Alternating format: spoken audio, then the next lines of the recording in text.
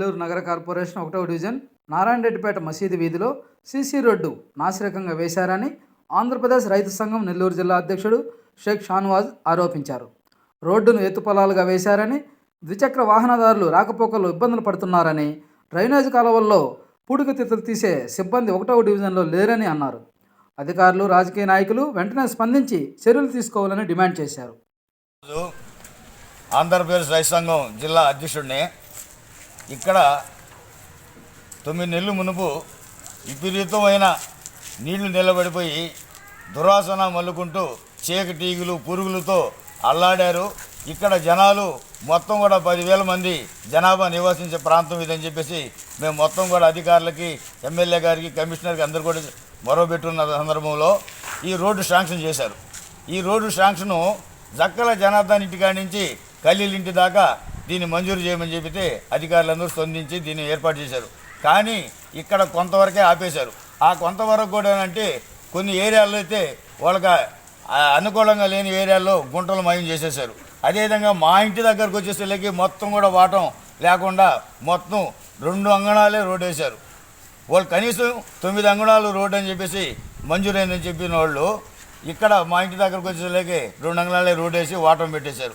అదేవిధంగా ఇక్కడ మొత్తం రోడ్డుకు రోడ్డు పోయే దానికోసంగా ఒక సదరంగా ఒక ర్యాంప్ వేస్తారు.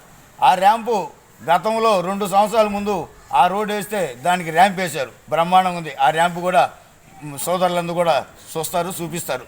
ఆ విధంగా ఇబ్బందులు పెట్టి కాంట్రాక్టర్లు కానీ, అదే కానీ ఇక్కడ పనిచేసిన వర్కర్లు కానీ సరిగా లేరు. 4 రోజులైతే కనీసం నీళ్లు తడిపే దానికోసం కూడా ఎవరు రాకపోతే ప్రతి ఇంటికి వాళ్ళు ఎదురుగా ఉండే వాళ్ళకి తడుపుకోమని చెప్పేసి నేను చెప్పి వాళ్ళ చేత తడిపిస్తున్నాను. కనీసం తడిపేదానికి కూడా మనుషులు లేరు.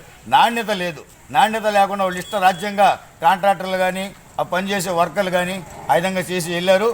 ఒక పక్క ఎమ్మెల్యే గారు మేము నిజాయితీగా నీటుగా మొత్తం కూడా చేయండి, ఎటువంటి లోపం లేకుండా చేయండి అని చెప్పేసి ఆయన ఒక పక్క చెప్పుతున్నా, ఇక్కడ ఉన్నత అధికారులు కానీ, కాంట్రాక్టర్లు కానీ, ఈ వర్కర్లు కానీ మొత్తంగా వేస్ట్గా ఈ రోడ్డు అంతా కూడా చేశారు.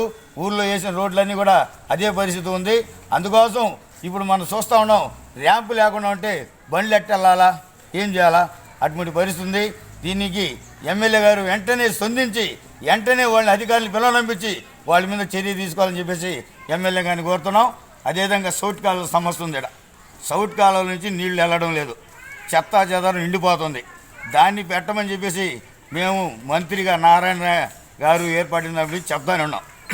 అయ్యా, ఇక్కడ 10,000 జనాభా నివాసించే ప్రాంతం, కనీసం 10 మంది వర్కర్లు ఉండాలంటే ఇప్పటికి వేయలే. 2 వర్కర్లు ఉన్నారు, వాళ్ళు సరిగ్గా పనిచేయరు. దోమలు విపరీతంగా కుడుతున్నాయి. ఈ దోమలు విపరీతంగా కుట్టి మేమేం పడుకున్నామో ఎండబడినాక కమిషనర్ గారు మరసానికి 5 గంటలకు వచ్చేసి ఊరికనే నిన్న వచ్చి వెళ్ళిపోయినారు. ఆయనకంటే దోమలు కుట్టవు కాబట్టి. అందుకోసం ఈ దేవాలు కొంటే ప్రాంతంలో మేము జనాలు ఉన్నప్పుడు రావాలా, జనాల సమస్యలు తెలుసుకోవాలా, ఈ కాలువలు చూడాలా, ఈ కాలువలు అంతా కూడా పరిస్థితి శుభ్రం చేసేదానికోసం ఏర్పాటు చేసేదానికి కమిషనర్ గారు రావాలి. కానీ ఏదో నేను వచ్చాను 1వ డివిజన్కి వాళ్ళు చెప్పారు కాబట్టి అంటే కాదు సార్.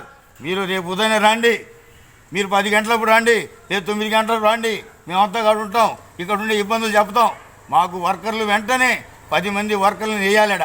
పారిశుద్ధ కార్మికులు 10 మంది ఉండాలి నారాయణరెడ్డిపేట 1వ డివిజన్లో.